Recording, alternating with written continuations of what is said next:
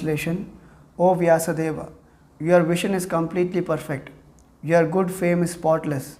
You are firm in vow and situated in truthfulness. And thus you can think of the pastimes of the Lord in trance for the liberation of the people in general from all material bondage. Purport.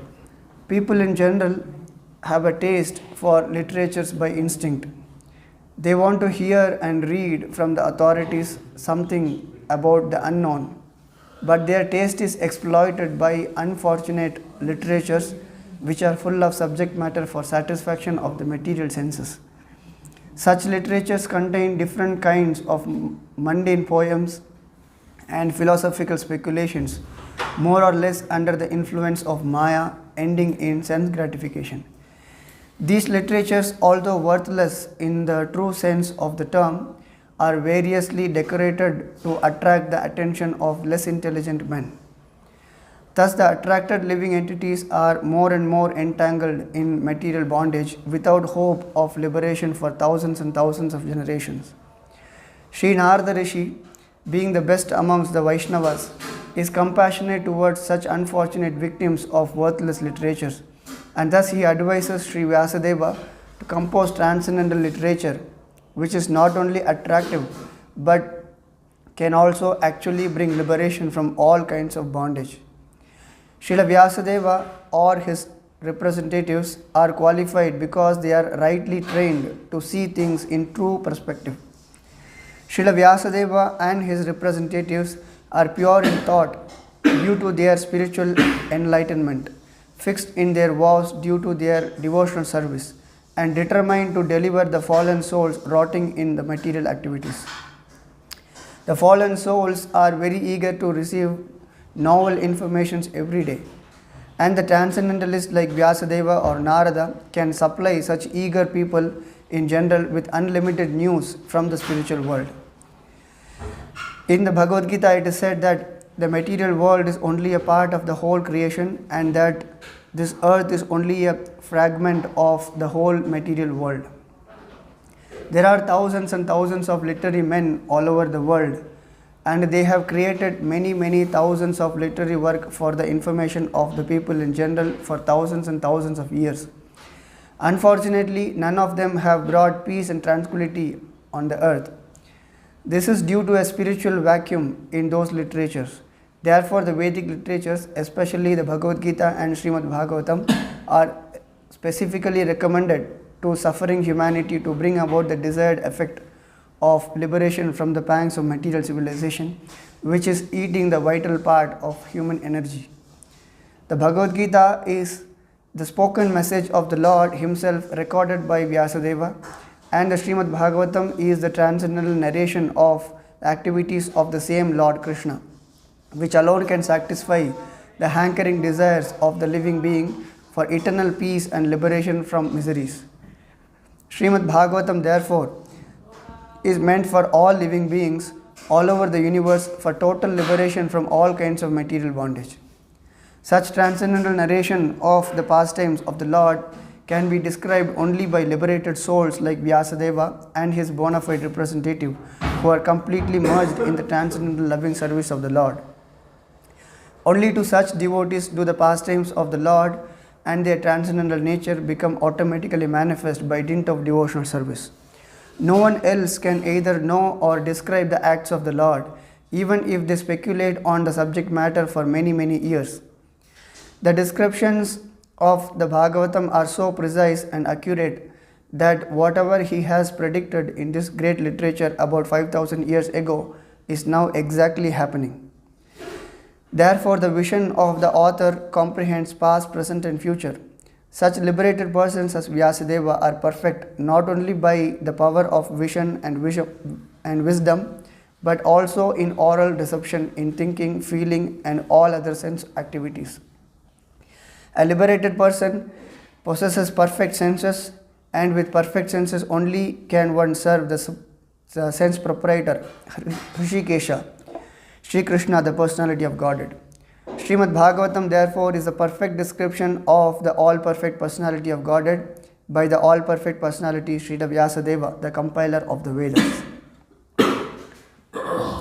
Nama Om Vishnupadaya Krishna Preshtaya Bhutale Srimate Bhaktivedanta Swaminiti Namine Namaste Saraswate Deve Gauravani Pracharine Nirvishesha Shunyavadi Paschatya Deshatarani. Jai Shri Krishna Chaitanya Prabhu Nityananda Shri Advaita Gadadhara Srivasadi Gaura Bhaktivinoda. Hare Krishna Krishna Krishna Hare Hare Hare Rama Rama Rama Hare Hare. Ato Mahabhaga Bhavan Amogadrik Shuchishrava Satyarato Dhrutavratah Urukrabasya Kila Bandha Muktaye Samadhina Anusmara Tad Vicheshtitam. Translation: O Vyasadeva, your vision is completely perfect. Your good fame is spotless. You are firm in vow and situated in truthfulness. And thus you can think of the pastimes of the Lord in trance for the liberation of the people in general from all material bondage. Hare Krishna. So this is a very nice purport, very long purport. Prabhupada explains about how we can end our material bondage. So all conditioned souls, they are stuck in this material world, stuck in material bondage. We can understand bondage means someone is tied. If someone is tied, we cannot be happy. Correct? So everyone is tied here in the material bondage. In this tied situation, and people wants to experience some happiness. Who can be happy? We are tied, we are bound. We can imagine the situation of a conditioned soul. Even the word itself says is conditioned soul. No? We are conditioned. Conditioned in the sense, at some point we have to do something. Now, when we are tired, we have to sleep. When we are hungry, we have to eat. When we are thirsty, we have to drink.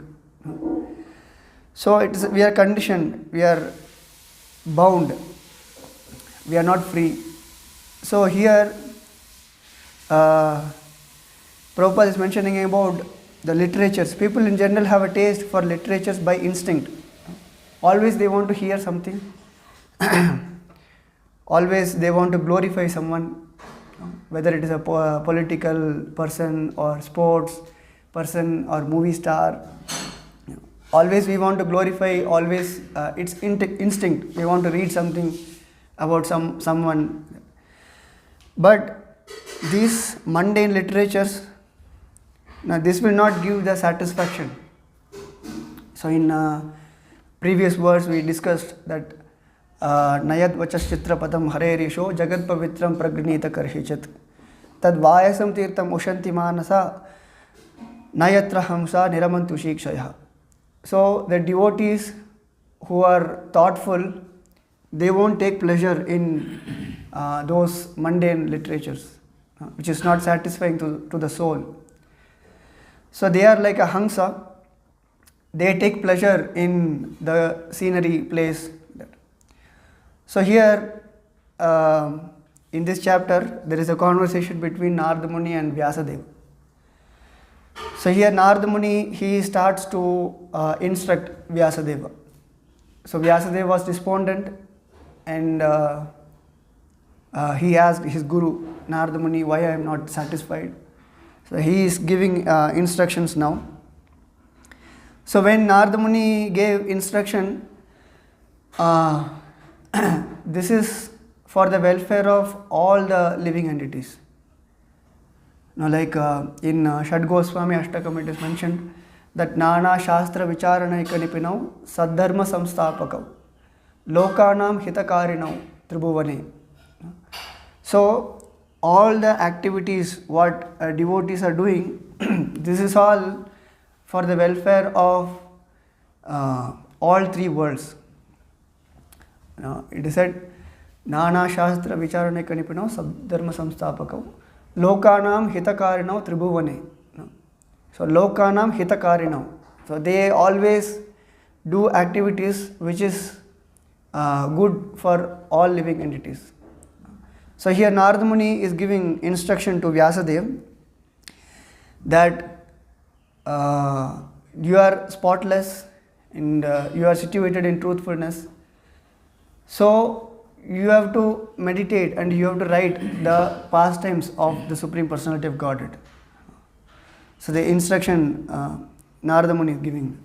So pure devotee of the Supreme Personality of Godhead, he always thinking of how the fallen conditioned souls can be delivered. So that is the motive of a pure devotee of the Lord. Sometimes we think a pure devotee, he does something, why he is doing like this, but we may not understand the intention behind this activity. So whatever activity they are doing, this is all for the good of conditioned souls. Because we are suffering because of our anarthas, our unwanted desires. So anartha, artha means almost there in all Indian languages. Artha means meaning. So anartha means it's meaningless, unwanted things. These anarthas are making us suffer in this material world. So we have to come out of these anarthas.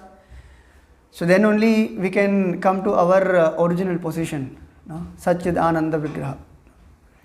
So here in Bhagavatam it is mentioned that Anarthopasamam Shakshat Bhakti Yogam Adokshaje Lokasya Janato Vidvams Chakre Satpata Samhitam.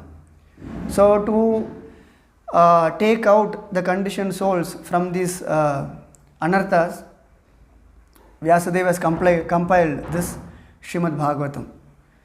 So it said anartha means unwanted desires. Anartha upashamam. Upashamam means immediately it is taken away, immediately it is mitigated. Anartha upasamam shakshat bhakti yogam adokshaje. Sakshat means directly. Directly by practicing bhakti yoga. Bhakti yoga means worshipping the Supreme Lord, glorifying Supreme Lord, serving the Supreme Lord. There are 9 processes of devotional service. So by practicing bhakti yoga, directly all our anarthas are mitigated immediately. Bhakti yogam adokshaje. Adokshaje means unto the transcendence, unto the person who is transcendental. Adokshaje means, aksha means senses. Prabhupada explains in a lecture that aksha means senses. So he is beyond our senses. So we cannot understand Krishna by our mundane material senses, contaminated senses. He is adokshaja. So we have to purify ourselves, then we can understand about Krishna. That's why he is known as adokshaja, transcendence. So here we have to come out of these anarthas. For that, for the well-being of all living entities, Vyasadeva has compiled this Srimad Bhagavatam by the instruction of his guru, Narada Muni. So Srimad Bhagavatam deals with directly the anarthas of the conditioned souls. So how we can come out of these anarthas? By engaging in the devotional service of the Lord. This is very direct. So we don't speak about mind control, how to control mind, how to control our senses. So many people are promoting vegetarianism, be vegetarian. We don't promote all these things. Even now this veganism is also coming. So this is all, in the point of Srimad Bhagavatam, this is all nonsense. So it is said, Anarthopasamam Shakshat Bhakti Yogam Adokshaje. Directly we have to give the message that just by engaging in devotional service to the Supreme Lord, all our anarthas are gone. So when all the anarthas are gone, automatically mind is controlled, senses are controlled. So that's why Prabhupada says that we don't promote vegetarianism. We are Krishnatarians, we are not vegetarians. We take only Krishna Prasadam. By taking Krishna Prasadam, automatically we don't take non-veg. Automatically we are vegetarians. So in that way, we don't speak about onion, garlic, or you take only Prasadam. Then in that way, everything is, bhakti is inclusive of everything. So we don't have to separately control our mind, separately control our senses, separately become a good person. We don't have to develop a good qualities.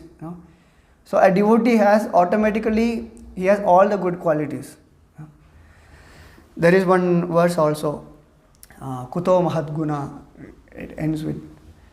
So even though you have all the good qualities, but if you are not a devotee, Yasyasti Bhakti Bhagavata Kinchana Sarvair Gunays Tatra Samasate Sura. Harava Bhaktasya Kuto Mahadguna Manoratena Sati. I don't remember the entire verse. So even if we have all the good qualities, but if you are not a devotee, then what is the use of your good qualities?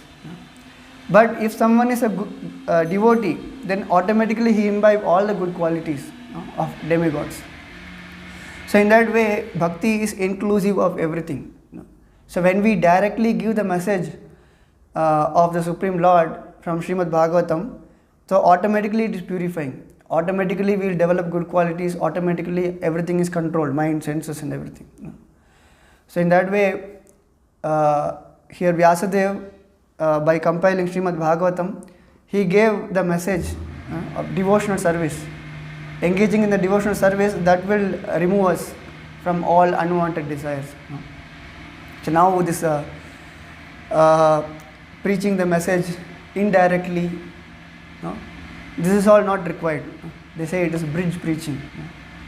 So Maharaj mentions in one lecture that our bridge should take us out from this side to other side. That bridge should not pull us out more towards this side. So why we have bridge? To cross a river or something. So from this side to, we are trying to cross the other side. So that bridge should not take us more into this side. So now because of this, we are more and more encouraging people to engage in material activities. So in many places we say, you study nicely, you become well educated, and you crack all the competitive exams. That is your bhakti. So that is not bhakti. So bhakti means directly engaging in the devotional service of the Lord, by pleasing the Lord, glorifying Lord. So when we give the direct message, it is ultimately beneficial for all living entities. So here in the translation, it is mentioned that you are firm in vow and situated in truthfulness, and thus you can think of the pastimes of the Lord in trance for the liberation of the people in general from all material bondage. So you can think of the pastimes of the Lord and you can write it down. Means Narada Muni is saying that you sit in meditation, you think about the pastimes of the Lord, and you can compile Srimad Bhagavatam. So here Vyasadeva, they are all rishis.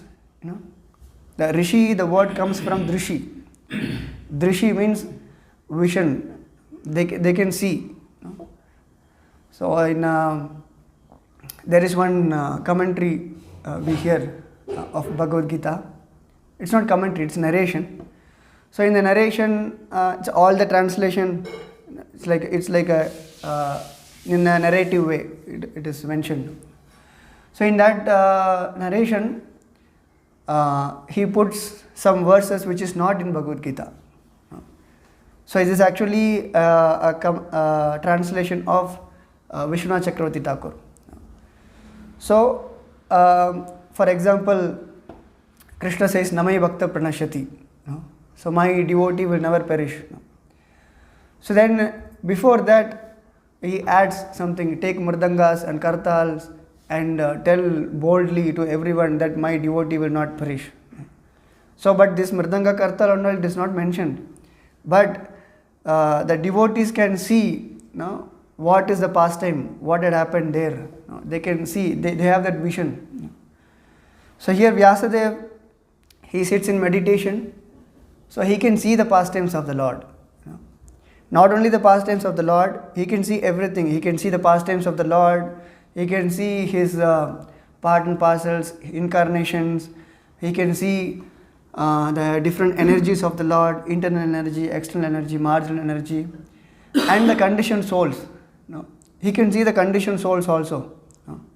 He is not just writing all the pastimes of the Lord so that only elevated devotee can understand this Srimad Bhagavatam. No. So he is seeing the conditioned souls also in this material world, when he is meditating, and how to take them out from this material condition. So this is what he is meditating. So the remedial measure for the conditioned soul, the process, devotional service, he is mentioned in Srimad Bhagavatam very directly. So the devotional service is Shravanam, Kirtanam, Vishnu Smaranam, by hearing the glories of the Lord, by chanting the glories of the Lord. So this is the process which will detach us from this artificial material condition. So this is artificial.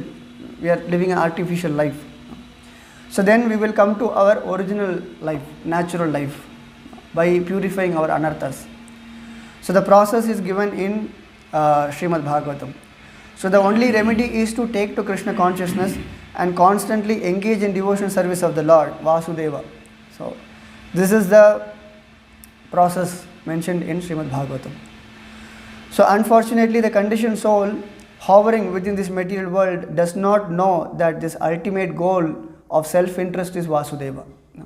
So because people are conditioned, they don't know what is their self-interest. Like if you want to be happy, we have some self-interest. I am interested in something. I will go here, I will do this, I will do that, so that I will be happy. So this is called self-interest. But ultimately, if someone wants to be happy, the real self-interest should be to serve the Supreme Lord, to engage in the devotional service of the Lord. So in Bhagavatam it is mentioned, Nate vidu swartagatim hi vishnum durashayaye bhagirartamaninaha andayatantair upaniyamanas tepishatantriyam urudamni baddha. It is said, swartagati. Swartagati means the ultimate goal of life, their own real interest, the self-interest. So all the living entities should have this self-interest. Nate vidu swartagatim hi vishnum. So that is the real self-interest, Swarthagati. Satisfy the Supreme Personality of Godhead, Vishnu or Krishna. Durashayaye bhagirarthamaninaha. So here Prabhupada explains, bhagirarthamaninaha. Bhahi means external. Artha means interest. And maninaha means taking very seriously. So the conditioned souls, they are taking these external things, external happiness, bodily happiness, they are taking it very seriously, and they are thinking that this is my self-interest. Actually, this is not the self-interest. So real self-interest is Swarthagatim hi Vishnu, serving the Supreme Personality of Godhead. So it is said, Andayatantair upaniyamanas. So people are blind. They don't know what is their real self-interest. They don't know any idea about what is spiritual world. Now, who are we? Now, we are meant to be in the spiritual world. When we go there to the spiritual world, when we serve Krishna there, and when we are in association of Krishna there, then we can be happy. So when someone understands this, immediately he takes step towards this. But the majority of the living entities, they don't know this.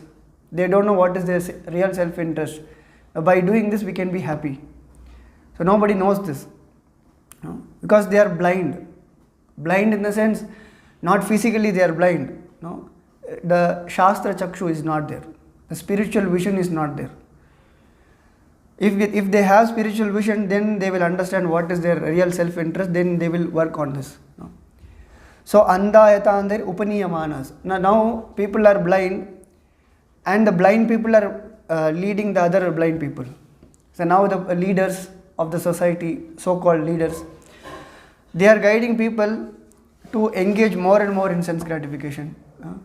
All our so-called modern advancement, everything is leading us towards the ditch. So we made everything very simple.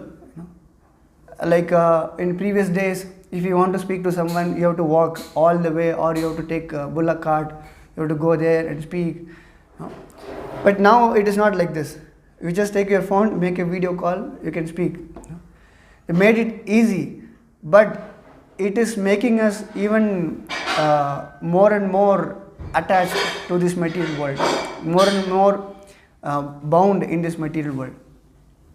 So previously there was no need. Everyone is satisfied with whatever they have, and they have their land and they cultivate and then they live happily.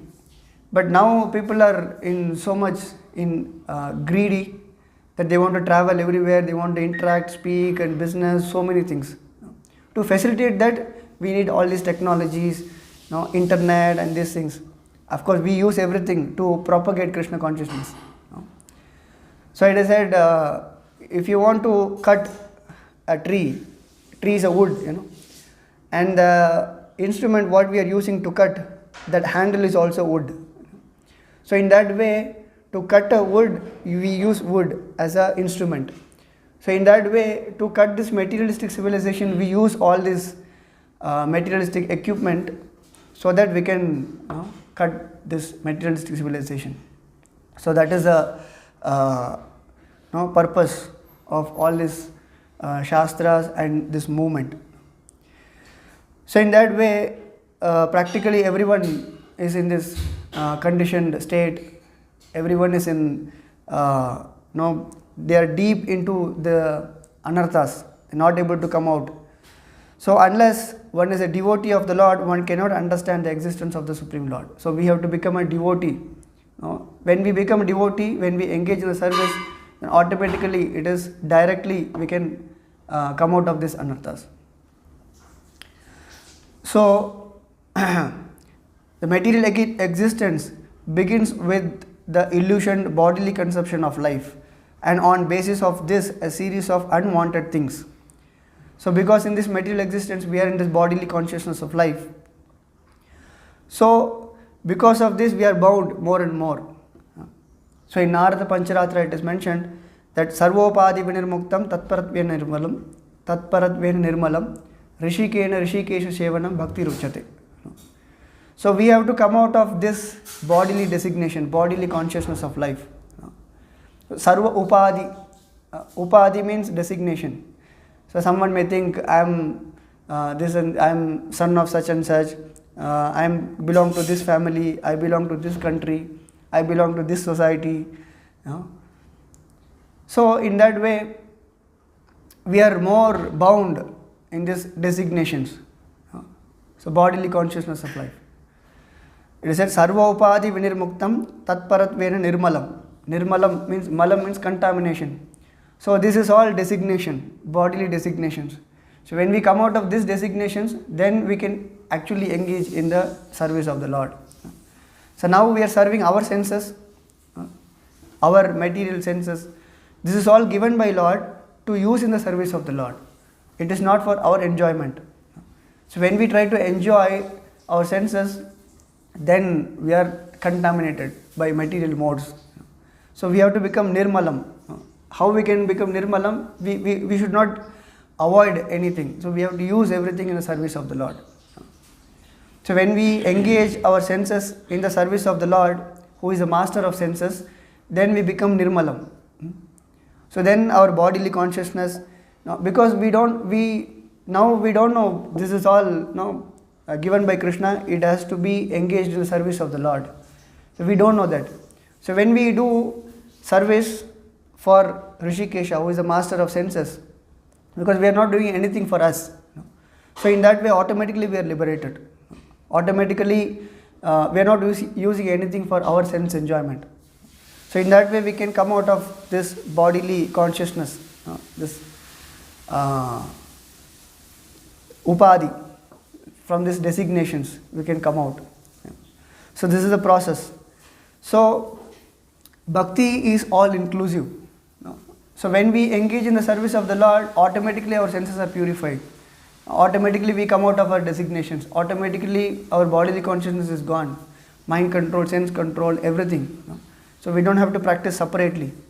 So that's why Vilva Mangal Thakur, he says in Krishna Karnamrita, Mukti Mukulitanjali Sevate Asman. So because a devotee, he doesn't aspire for liberation. I want to liberate from this material world. No, that is not the concept. So Srimad Bhagavatam is higher. So Srimad Bhagavatam propounds that engage in the devotional service of the Lord. By engaging in devotional service, automatically we are liberated. So it is said, Muktir Mukulitanjali Sevate Asman. So Prabhupada explains that Mukti is standing out the door with folded hands to a devotee, and she is asking, how can I serve you? So liberation is not at all a concern for a devotee. So because if we think about the liberation, I want to come out of this material existence, I want to become transcendence, then the consciousness is I, then that is also a bondage. So in that way, we don't speak much about liberation or detachment. I have to detach from this material world. So our main focus is attachment to Krishna. So when we are attached to Krishna, automatically we are detached from this material world, because we are not doing anything for us. So when we do everything for Krishna, then automatically we are detached from this material world and we are attached to Krishna. So in that way, mukti is not the goal of a devotee. So here Bilo Mangal Thakur says, mukti is just like a maid servant standing outside the door. So that's why that day also we discussed. Chaitanya Mahaprabhu says, Nadanam Najanam Na Sundarim Kavitam Va Jagadisha Kamaye Mama Janmani Janmanishware Bhavatar Bhakti Rahitu Kitve. Life after life, I want to engage in the devotional service of the Lord. So that is the mood of a pure devotee. He doesn't aspire for liberation or any other thing. So the liberation is like, we are liberation, the word itself says that we are free. So when we come out of this, I don't want to enjoy, I want to serve the Supreme Lord. So then that enjoying tendency is not there. Then we'll become liberated. So why a person is put in the prison? Because he want to commit crime. So he is put in the jail. He is under the control. He is under the custody. He cannot go out everywhere, anywhere, wherever he wants. So then in Western countries they call prison as a reformatory center. A reformatory center in the sense he is not in his original form. He is deformed now. Now this is the center to reform. So he will become pure. Not in the prison. In the prison he will not commit crime. He will not become pure. So now in this material world, when we are pure, then we will come out of this material modes, gunas, sattva guna, rajo guna, tamo guna. So now we are under the control. So when we are in the control of this modes of material nature, we have to be under authority and we have to be under the control. So then by training, by the process of training, then we will become pure. So otherwise, we cannot do, Bhaktisiddhanta Saraswati Thakur, he says, Nirjana Bhajana. So I will not be under authorities. I will go, I will practice. So that is not the point. So when we are under the modes of material nature, we are under the control of the modes. So we cannot become pure by our own. So we have to be under the authorities, under the shelter of authorities, so they will purify us. So in that way, the purification happens by training. So the training is very important. So here when we say about liberation, becoming pure, like that, in one way we can say every living entities is getting liberated from this body when they die. So liberation in the sense, like for example, a parrot is encaged in a cage. When you take out the parrot from the cage, it is liberated from the cage. So in that way now, the soul is encaged in this body. So when we die, when we leave this body, we are liberated from this particular body. Then we will take another body. So Prabhupada says that death is like when we sleep, we get some dream. So gross body is lying here, but the subtle body, it goes somewhere. It goes somewhere we might have not even seen in this life. In previous life, we would have got some impressions, experiences. Now, sometimes we are flying in the sky. In previous lives, sometimes we might have been a bird or something. All these impressions are there. So the subtle body takes us somewhere and we are dreaming like this. And when we are about to wake up, it comes to this body and then again we wake up. And whatever comes in the dream, then we will realize, okay, this is all a dream. It's not real. So then death means the subtle body goes away and it will not come back to this gross body, because the gross body is useless. The time period is gone and it is not useless. Then it will go to another body, and that is called death.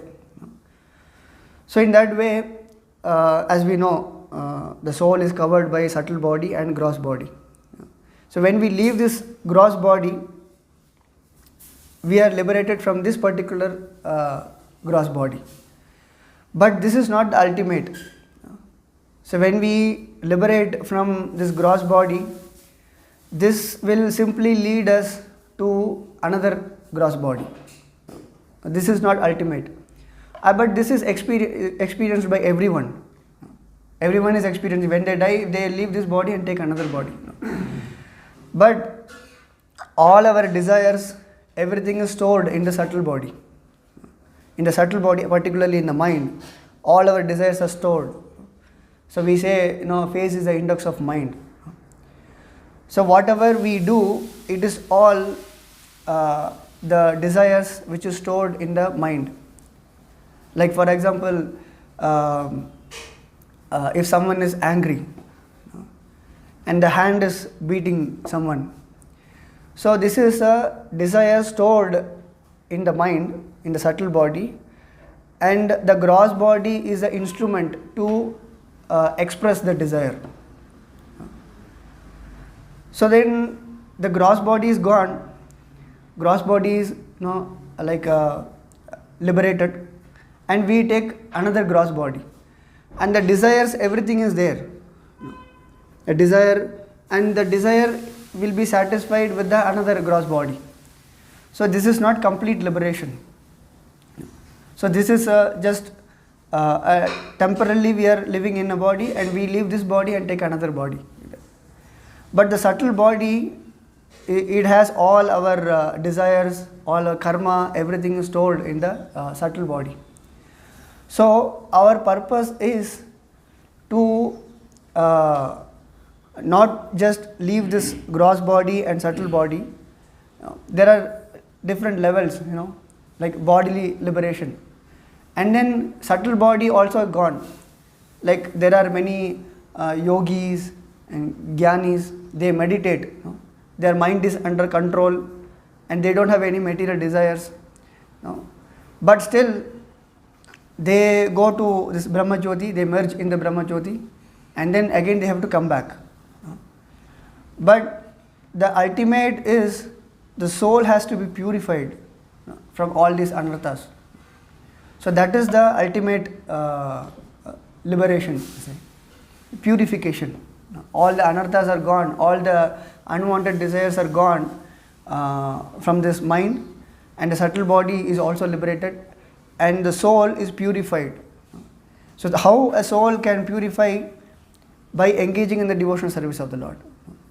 Because the liberation of body, everyone is going through. But this subtle body, the desires, the mental contamination, that only yogis know. But the soul has to be purified. That purification happens by engaging in the devotional service of the Lord. Because that is the original position of soul. Jivere Swarup Hoy Nityere Krishna Das. We are eternal servant of Krishna. When someone understands this point, when someone engages in the service of Rishikesha, then we will be purified. This is the ultimate. So when someone is engaged in devotional service, he doesn't even care about liberation. I have to liberate. That is not at all a point. I have to just engage in the service of the Lord. That is the only point. So that's why Krishna says in Bhagavad Gita, Janma karma chame divyam yevam yo veti tatpadaha tyaktva deham punarjanma naiti mamiti swarjuna. So when someone understands my janma and karma or divyam, it is transcendental, it is not part of this material world. So then they will not come back again to this material world. They will come back to me. Mam iti swarjuna, Krishna is saying. So this is the process propounded by Vyasadeva in Srimad Bhagavatam. So previously Vyasadeva, he compiled many literatures, Vedas, Upanishads, but it is not direct. It is not sakshat. It is not directly to the Supreme Personality of Godhead. It is not giving the message that we have to engage in the devotional service of the Lord. So there it is mentioned, now you do this and you will get this. There are so many karma kanda and different type of worships, everything is mentioned. But it is not directly to the Supreme Personality of Godhead. It is not giving the direct message that we have to engage in the devotional service of the Lord. So that's why he was despondent. And Narada Muni is now giving the solution. So you think about the pastimes of the Lord, and in that way you can help all the living entities who are stuck in this material world. So the perfect example is Ambarish Maharaj. So he always engaged his senses, in all senses, everything in the service of the Lord. He said, Savai Mana Krishna Padara Vindayo. First, he controlled his mind. He always think about the Lord in his mind. And there are many things mentioned. He used his head in offering obeisances to the Lord. He used his leg to walking to the holy place. He used his hand in cleaning the temple. And he used his tongue tasting the tulasi leaf offered to the Lord. And he used his nose, which is smelling the flowers offered to the Lord. So in that way, the soul is purified. So the liberation is not the point here. Liberation is bodily, subtle mind, and this is all secondary. When the soul is purified directly by glorifying the Supreme Lord, by engaging in the service of the Lord, then automatically everything is done. So in that way, we are engaging in the service of the Lord, like a cooking. Cooking we are doing for the service of the Lord, for the Lord. We are not doing it for ourselves. So when we think that, oh, this is very nice item, I will take, then there is no bhakti there. Our consciousness is very important. Even for example, now we are speaking, we are hearing. So when we speak and hear, now our mind should be here. Our mind is now fully here, what to speak. So then when we hear also, we are thinking, okay, I am hearing this. So then our consciousness is there, here. It's automatically, it is purifying. So we don't have to do a separate endeavor to do anything. Bhakti is all inclusive. So here in the verse it is mentioned that samadhina anusmara. Anusmara in the sense thinking repeatedly and then describe them. And samadhina by trance. So samadhi in the sense the yogis they meditate. And then there are Ashtanga yoga is there. 8 levels of yoga. Yama, niyama, asana, then pranayama, pratyahara, like that. The final stage is samadhi. So they have to control their mind, control their senses, follow the rules and regulations, and then there are sitting postures, and then breathing exercises, and then meditation. So many things are there.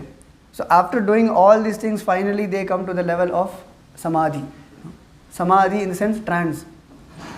So they are not at all connected to this body, mind and everything, they become transcendent. So but a devotee, as soon as he engages in the service of the Lord, immediately he comes to the trance position. Because see, when we do any activity, if we think that this is not for me, This is for the pleasure of Krishna. So in that way, we are not in the bodily consciousness of life. We are not doing anything for us. So many times we think devotees, they do many things. It looks like it's a material activity, but it is not material activity. It is completely spiritual. It is transcendental. Many times we go book distribution, people are saying, no, why you are selling books? No, why you are making money? And this is not making money. No. Externally it may look like we are selling something, we are taking money from people. No, this is not just selling books. No. This is a transcendental activity. It is for the pleasure of Prabhupada, it is for the pleasure of Krishna. So in that way, automatically we are out of bodily consciousness, all this mental speculation, everything is gone. So bhakti is all inclusive. So devotees, they always look for the welfare of all the living entities.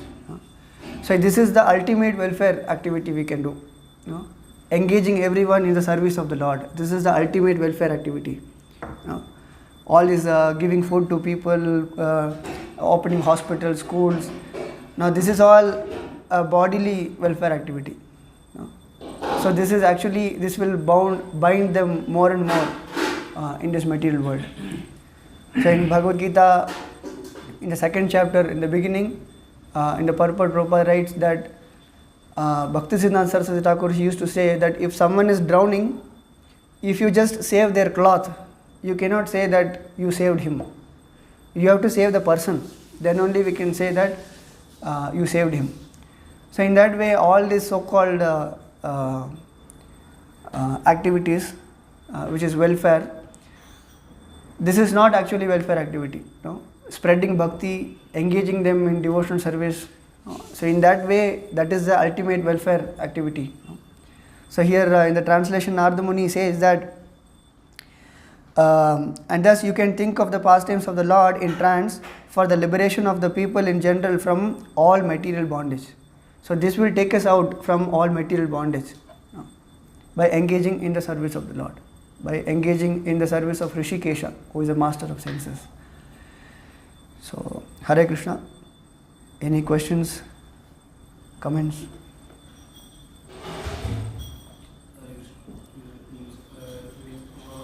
One point you said means all the desires vanish, then only we will get liberation. And that another point is mentioned, we have to decide to serve Krishna. In the point that how one's desire will go and how one get decide to serve Krishna.